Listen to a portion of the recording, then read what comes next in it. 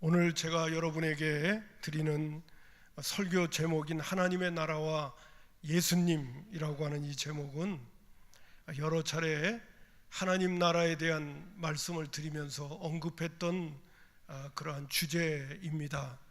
오늘 여러분에게 이 주제를 다시 한번 함께 상고하면서 우리에게 중요한 신앙의 원리, 그리고 이 땅에 임하고 있는 하나님의 나라를 우리가 어떻게 누려가야 할 것인가, 그리고 이 땅에 임하고 있는 하나님의 나라를 누려간다는 것이 얼마나 중요한 것인가 하는 부분을 오늘 제가 우리 믿음의 식구들에게 말씀을 제 나름대로 드릴 테니까 잘 소화를 시키고 내 것으로 삼아서 우리의 삶 속에 내 인격과 내 안에 하나님의 나라를 이렇게 잘 누려갈 수 있는 그런 역사가 이루어질 수 있었으면 참 좋겠습니다.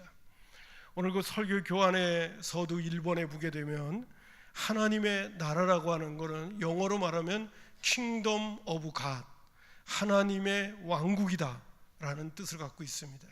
왕국이라고 하는 것은 왕이 통치한다는 겁니다.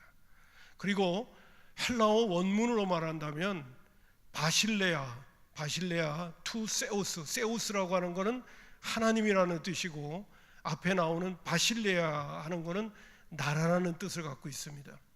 이 바실레아라고 하는 것은 늘 말씀을 드립니다마는 장소를 이야기하는 것이 아니라 하나님이 통치한다는 그 단어 뜻 자체를 가지고 있는 것입니다.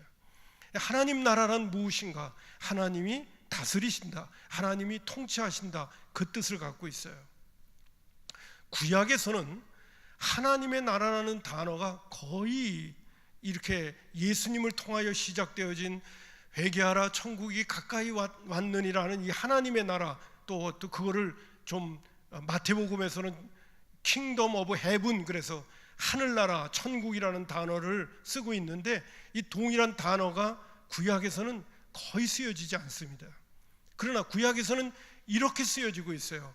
하나님이 다스리신다, 하나님이 통치하신다, 이런 단어가 풀어져서 쓰여지고 있는 부분들을 많이 볼 수가 있게 되어집니다, 구약에서는. 그렇기 때문에 먼저 지금 드리고 싶은 말씀 뭐냐면, 하나님의 나라라고 하는 단어를 찾을 때는 먼저 우리가 죽어서 가는 영원한 하늘나라의 어떤 장소를 생각하기보다는 오늘 나를 다스리시고 오늘 나를 주장하시고 나를 통치하시는 하나님의 역사를 생각할 줄 알아야 되는 거예요. 그게 하나님의 나라거든요. 자, 그 부분을 먼저 생각하면서 오늘 하나님께서 하나님 나라를 이야기하시게 될 때 그 하나님의 나라가 궁극적으로 완성되어지는 그때 이전에 하나님께서는 예수님께서 십자가에 못 박혀 죽으신 다음에 다시 사흘 만에 부활하셔서 하늘과 땅과 땅 아래에 있는 모든 만물을 예수의 무릎 앞에 꿇게 하시는 왕위를 하나님께서 예수님에게 주시거든요. 그것이 빌립보서 2장 8절부터 11절에 나오는데, 사람의 모양으로 나타나사 자기를 낮추시고 죽기까지 복종하셨으니 곧 십자가에 죽으심이라. 이러므로 하나님이 그를 지극히 높여 모든 이름 위에 뛰어난 이름을 주사 하늘에 있는 자들과 땅에 있는 자들과 땅 아래에 있는 자들로 모든 무릎을 예수의 이름 앞에 꿇게 하시고. 그럼 예수님이 뭐가 되시는 겁니까? 하늘과 땅과 땅 아래에 있는 모든 자들을 예수님의 무릎 앞에 꿇게 하시면 예수님이 누구가 되시는 거예요? 예수님은 왕이 되신단 말이죠. 모든 입으로 예수 그리스도를 주라 시인하여 하나님 아버지께 영광을 돌리게 한다. 하나님 앞에 영광 돌리는 방법은 바로 뭡니까? 예수님은 나의 왕이십니다, 예수님은 나의 주인이십니다 라고 진정하고 고백하고 그분에게 꿇어 엎드리는 자가 될 때 하나님께 영광을 돌리게 된다는 거예요. 왜? 하나님께서 그렇게 예수님을 높여주셨기 때문입니다. 하나님의 뜻을 받드는 것이죠. 그래서 여기 지금 제가 미리 서두에서 드리고 싶은 말씀은 뭐냐면, 하나님의 나라는 동시에 어느 나라가 되는 거냐면 그리스도의 나라가 되는 것입니다. 예수님의 나라가 되는 것입니다. 무엇과 더불어? 예수님의 부활과 더불어 하나님이 예수님을 지극히 높여 모든 만물 하늘 땅 아래에 있는 모든 것으로 예수님의 무릎 앞에 꿇게 하셨기 때문에 예수님이 그리 하나님의 나라의 왕으로 등위하시는 겁니다. 좀 머리가 좋은 사람은 그럼 하나님은 지금 어디가 계시나, 뭐 어느 위치에 계시나 그렇게 궁금해할 텐데, 그거는 또 개인 성경 공부가 이루어지면 할 테니까요 하고 그리스도의 나라가 탄생하는 것입니다. 자, 골로새서 1장 13절과 14절에 보게 되면 구체적으로 바울 사도를 통하여 이런 단어가 나오겠죠. 그가 우리를 흑암의 권세에서 건져내사 그의 사랑의 아들의 나라로 옮기셨으니 그 아들 안에서 우리가 속량 곧 죄사함을 얻었도다라고 말해주고 있습니다. 지금 우리 모두는 지금 그리스도의 나라 속에서 살고 있는 것입니다. 아들의 나라 속에서 살고 있는 겁니다. 흑암의 권세에서 건져내서 아들의 나라 속에서 살아가고 있는 사람들이 누구냐? 저와 여러분이라고 하는 사실. 자, 그러면 이제 오늘 이 정도로만 서론 부분을 이해하고 오늘 본문의 말씀을 이해해 가도록 하겠습니다. 어느 날 바리새인들이 예수님 앞에 나와서 이렇게 질문을 던집니다. 20절에 하나님의 나라가 어느 때 임합니까? 라고 물을 때 예수님께서 대답하시되 이르시되 하나님의 나라는 볼 수 있게 임하는 것이 아니라는 거예요. 하나님의 나라가 임하기를 간절히 소원하고 있는 바리새인들, 메시아가 오셔서 진정 우리를 다스리시는 하나님의 나라가 이 땅에 임하기를 바라는 그러한 유대인들, 종교 지도자들, 그리고 바리새인들이 이 귀한 질문을 예수님 앞에 던지는데 예수님 뭐라고 그러냐면 하나님의 나라는 절대로 볼 수 있게 임하는 것이 아니라는 거예요. 예수님은 십자가에 못 박혀 돌아가실 때 그 십자가에서도 그런 얘기를 하셨죠. 내 나라는 이 세상에 속하지 않는다까지도 얘기하셨던 것을 여러분이 기억하실런가 모르겠습니다. 하나님의 나라는 보이는 게 아니라는 거죠. 그리고 예수님이 이런 말씀을 하셨습니다. 또 여기 있다 저기 있다고도 못하리니 하나님의 나라는 너희 안에 있느니라.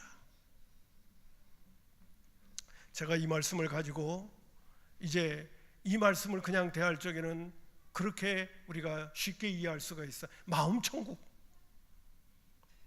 틀린 말은 아닌데 오늘 이 본문에 나오는 문맥의 흐름 속에서는 마음 천국을 이야기하기에는 좀 곤란합니다. 왜냐하면 누가 질문을 했기 때문에 그렇습니까?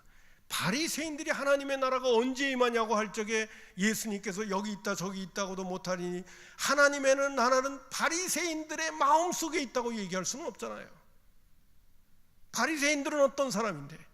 예수님이 늘 책망하던 사람들인데, 외식하는 자들이라고 예수님이 책망하셨고 회칠한 무덤과 같은 존재들이라고 책망하셨고, 다른 사람은 가르치면서 자신은 그 가르치는 것을 따르지 않는 자들이라고, 외식하는 자들이라고 책망했던 그 바리새인들을 향하여 천국이, 하나님의 나라가 너희 마음속에 있다고 얘기할 수는 없잖아요. 틀린 말은 아닌데 이 본문 안에서 마음 천국을 얘기하기는 힘들다는 것입니다. 그러면 이 본문은 무엇을 얘기하는 것입니까?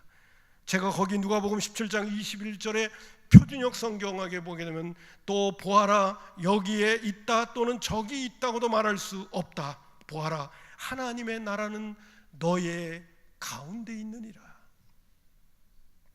이거를 영어로 표현한다면 among you라고 표현합니다. 인이 아니라 among you입니다. 너희들 사이에 있느니라. 그러면 너희들 사이에 누가 있습니까? 예수님이 있는 겁니다. 하나님의 나라는 곧 예수님이라는 자체라는 것입니다. 바리새인들 마음속에 있지 않다면, 질문했던 그들 속에 있지 않다면 너희들 사이에 있느니라. 하나님 나라하고 가장 밀접한 관계를 갖고 있는 그들 사이에는 누가 있습니까? 예수님이 계신 거예요. 바로 예수님이 하나님의 나라고, 그리고 하나님이 통치하시는 분이십니다. 자, 그것을 더 여러분에게 확실하게 증명해 보여드리기 위해서 예전에도 인용을 했습니다마는 변화산상에서의 사건 한 일부를 여러분한테 인용해 드리도록 하겠습니다. 누가복음 9장 27절부터 29절에 보게 되면 이런 구절이 나옵니다. 내가 참으로 너희에게 이르노니 여기 서 있는 사람 중에 죽기 전에 하나님의 나라를 볼 자들도 있느니라. 너희들이 여기 서 있는 자들 중에서 일단은 거기 안에 있어서 제자들에게 예수님께서 말씀을 가르치고 있는 이야기를 쭉 하시다가 너희들 가운데 죽기 전에 하나님의 나라를 볼 자들도 있느니라 예수님이 말씀하신 다음에, 그 다음에 중요합니다. 이 말씀을 하신 후 8일쯤 돼요. 중요한 부분이 뭐냐 하면 너희들이 죽기 전에 하나님의 나라를 볼 자들도 있느니라는 이 메시지를 연결시켜서 이 말씀을 하신 후 8일쯤 되어 하나님의 나라를 보는 자들에 대한 사건이 주어지는 것이죠. 이 말씀을 하신 후에 8일쯤 되어 예수께서 베드로와 요한과 야고보를 데리고 기도하러 산에 올라가 기도하실 때 용모가 변화되고 그 옷이 씌어져 광채가 나더라. 여러분, 제가 미리 말씀을 드립니다마는 너희들 서 있는 자 중에 죽기 전에 하나님의 나라를 볼 자들도 있느리라 그러고 예수님께서 산에 올라가서 그 용모가 변화되어졌을 적에 그 용모를 변화된 모습을, 영광스러운 광채를 본 사람이 누구냐 하면 베드로, 야고보, 요한입니다. 이 세 사람이 하나님의 나라를 죽기 전에 보았다는 것입니다. 그러면 도대체 변화선상에서 변화되어진 예수님의 모습을 보았던 베드로, 야고보, 요한이 그 영광스러운 광채의 예수님을 본 것을 왜 하나님의 나라라고 얘기했는가라고 말한다면, 좀 전에 말씀드린 것처럼 하나님의 나라는 예수님 자신이기 때문에 그런 것입니다. 그리고 하나님의 나라의 뜻이라는 것은 장소를 이야기하기 이전에 하나님이 통치하신다. 누가 통치하시는 겁니까? 만왕의 왕 되시는 예수님이 통치하시는 건데, 근데 이때는요, 예수님의 아직 십자가의 사건과 그리고 부활의 사건이 일어나지 않은 앞서 있는 모습이었기 때문에 그것을 미리 보여주신 거예요. 예수님이 부활하셔서 하늘과 땅과 땅 아래에 있는 모든 자들로 예수님의 무릎을 아래 꿇게 하시면서 그리스도의 나라의 왕으로 등려하시는 그 사건에 일어나기 바로 전이었던 것이죠. 십자가와 부활의 사건을 예수님이 반드시 통과하셔야만이 궁극적으로 그리스도의 나라의 왕이 되시는데, 그거를 미리 보여주신 거예요. 그 사건이 바로 뭐냐? 변화산상에서의 예수님의 영광스러운 광채로 바뀌시는 거예요. 그게 바로 예수님이 영광 받으시는 것을 미리 보여준 거예요. 그게 바로 하나님의 나라라고 이야기하는 거예요. 동시에 이 똑같은 본문을 가지고 이렇게 표현하고 있는 것들을 여러분 참조를 하시기를 바랍니다. 저는 예전에 이 말씀의 가르침을 받을 때 잘 정리가 안 됐어요. 근데 지금은 제 나름대로는 잘 정리하고 있습니다.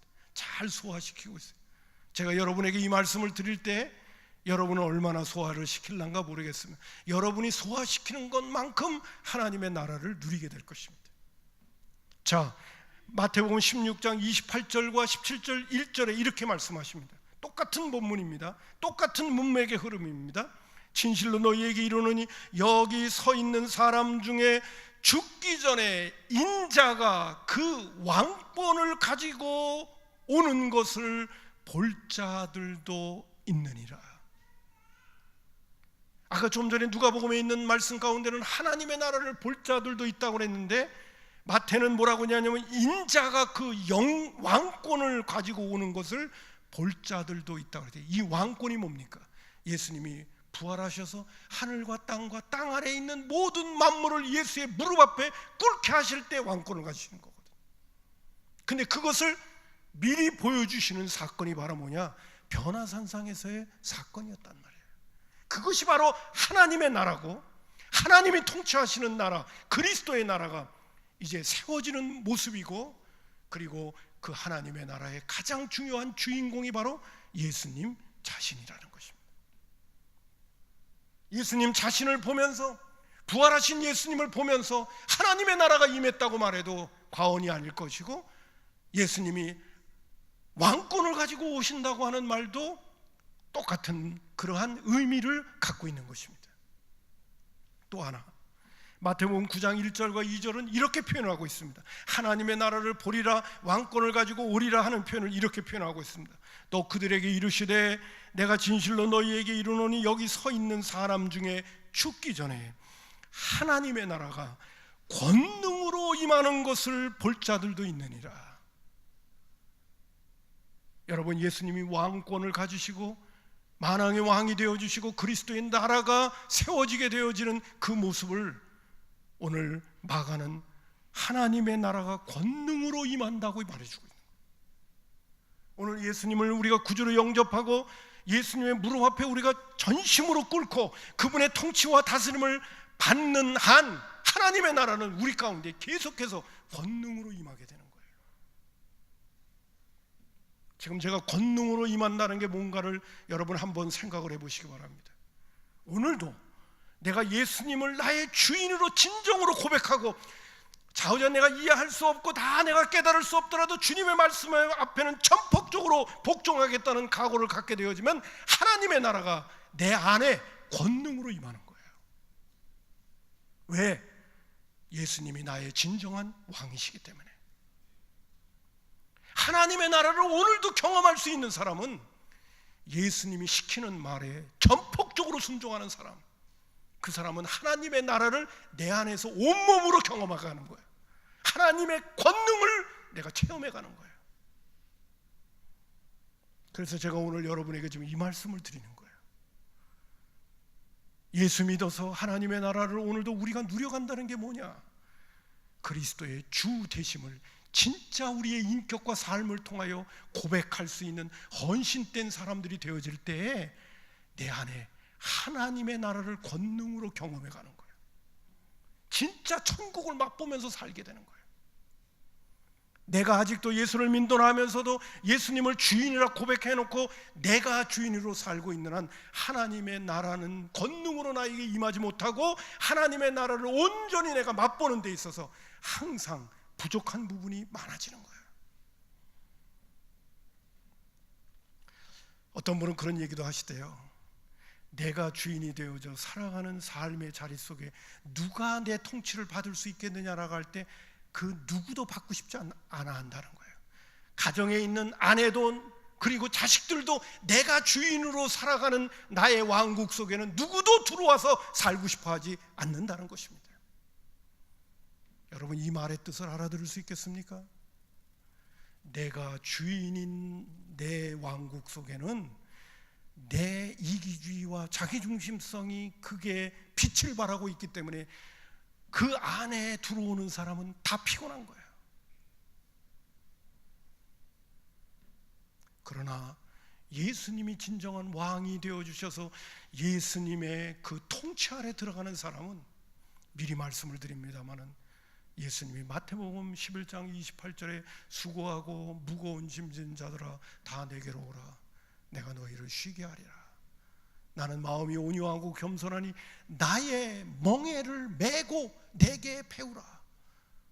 주님의 통치를 받는 한, 주님의 명령 앞에 순종하는 한 진정한 쉼을 얻을 수 있다고 우리에게 말씀해 주신 거예요.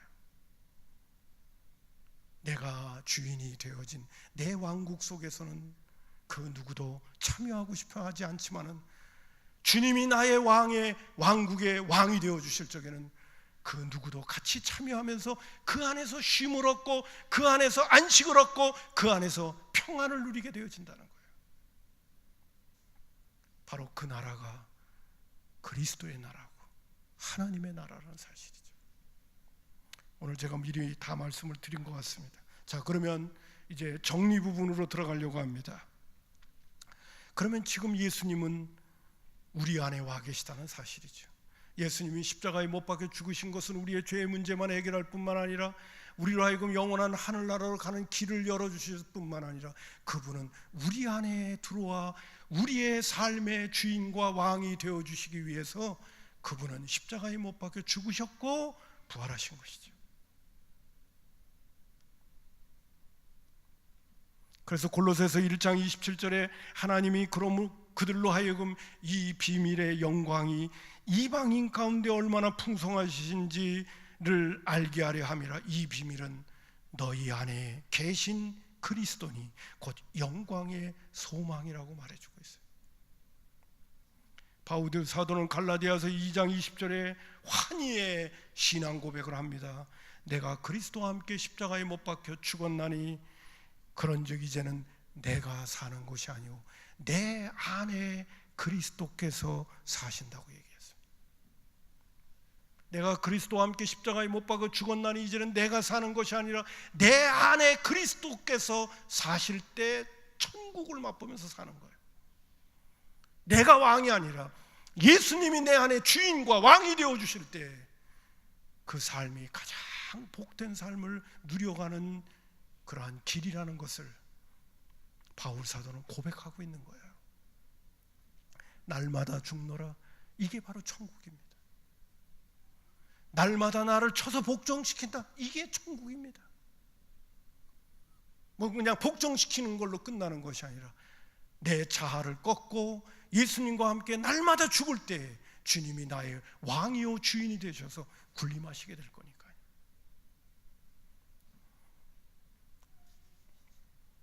그러기에 바울 사도는 로마서 14장 17절에 하나님의 나라는 먹는 것과 마시는 것이 아니오 오직 성령 안에서 의와 평강과 희락이라고 말씀해 주신 거예요. 여러분, 오늘도 우리가 내 안에 와 계신 나의 주인이요 왕의 통치를 내가 철저히 잘 받겠다고 각오하며 기도하며 주님의 은혜를 구하며 성령 충만함을 구하며 살아가게 되면 내 안에 천국이 이루어지는데 의와 평강과 기쁨이 주어지는 거예요.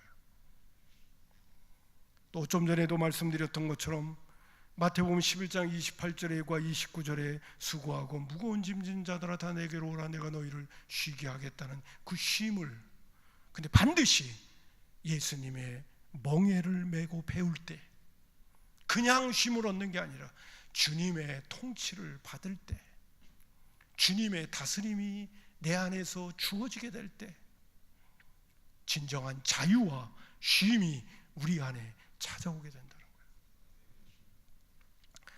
바울 사도는 이런 고백도 했습니다. 고린도후서 6장 9절과 10절에 그래서 보화를 담은 즐거워할 것 같은 예수 믿는 그리스도인들을 향해 이렇게 고백을 하죠. 자신을 먼저 빗대서 얘기합니다. 무명한 자 같으나 유명한 자요, 죽은 자 같으나 보라 우리가 살아있고, 징계를 받는 자 같으나 죽임을 당하지 아니하고, 근심하는 자 같으나 항상 기뻐하고, 가난한 자 같으나 많은 사람을 부요하게 하고, 아무것도 없는 자 같으나 모든 것을 가진 자라고 고백하는 거죠. 왜? 우리 안에 예수님이 계시기 때문에. 근데 그 말 가운데 그런 부분이 있죠. 죽은 자 같으나라든지 또는 징계를 받는 자 같다든지 근심하는 자 같다든지, 이게 다 뭡니까? 복음을 위하여 살아가는 삶 때문에 주어지는 거거든요. 전도자의 삶을 살아가는 것 때문에 주어진 현실은 우리로 하여금 복음의 역사를 이루지 못하도록 흑암의 권사와 원수마귀는 우리를 끊임없이 방해하고 우리를 공격하고 우리를 대적하기 때문에 가만히 있으면 괜찮죠. 문제가 없죠. 인간적으로 세상적으로는 문제가 없죠. 그러나 오늘 우리는 흑암의 권세를 정복해야 되고 어두움의 권세 사탄 마귀와 싸워서 오늘도 죽어가는 영혼, 흑암의 권세에 묶여있는 영혼들을 건져내야 되기 때문에 우리는 끊임없이 오늘도 영적인 전쟁을 벌여야 되는 그런 위치에 있게 되거든요.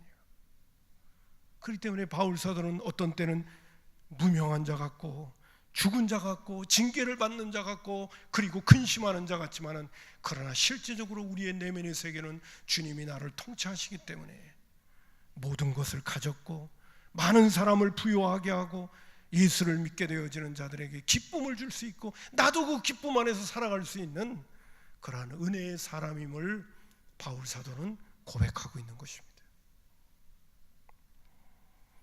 할렐루야. 여러분, 우리가 이 땅에 살면서도 우리에게 무엇보다 중요한 것은 오늘도 내 안에 와 계신 나의 왕이요 주인의 통치를 내가 믿음으로 철저히 받으며 오늘을 살아가야 되겠다는 이 각오와 그리고 신앙의 고백이 결단되어지게 되면 그것이 바로 이 땅에서 예수 믿는 그리스도인들이 가장 행복하게 사는 비결이라는 것입니다. 우리는 그 어느 때보다 나름대로 바쁘고 분주하고 피곤하게 살아가는 현실이기는 하지만은 많은 것들을 누리고 있습니다. 지금 얼마 전에도 신문지상에 보니까 우리나라의 행복 지수를 얘기한다든지 이거 보면 얼마나 뒤떨어져 있는지 몰라요. 많은 것들을 지금 누리고 살고 있습니다. 그럼에도 불구하고 우리의 마음은 행복하지 않습니다. 항상 뭐가 쫓기는 것 같고, 항상 우리에게는 불안하고, 우리에게는 맨날 만족함이 없는 그런 삶을 살아갑니다. 왜 그럴까요? 내 안에 온전한 천국을 이루려고 하는 주님의 통치를 내가 지금 안 받고 있기 때문에 그렇습니다.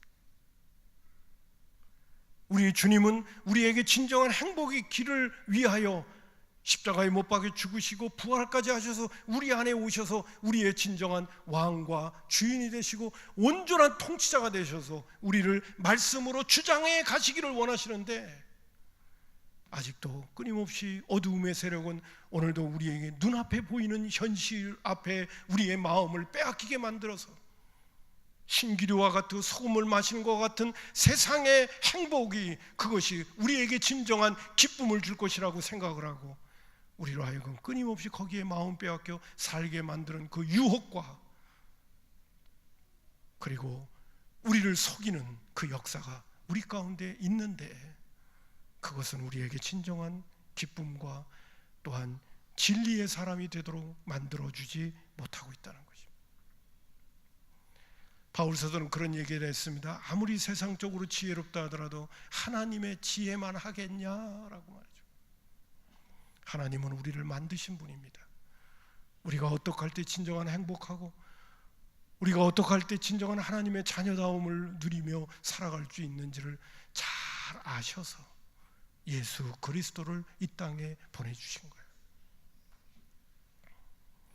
아멘. 그래서 예수님은 마태복음 6장 33절에 이런 말씀을 하셨습니다. 그런즉 너희는 먼저 그의 나라와 그의 의를 구하라. 그리하면 이 모든 것을 너희에게 더하신다고 하셨어요. 여러분, 우리가 추구해야 될 가장 삶의 우선순위와 본질은 먼저 그의 나라와 의라는 사실입니다. 그의 나라와 의는 밖에 있지 않습니다. 우리 안에 있습니다. 먼저 내가 내 안에 모신 우리 주님을, 그분의 통치와 다스림을 정말 내가 잘 받아야 되겠다.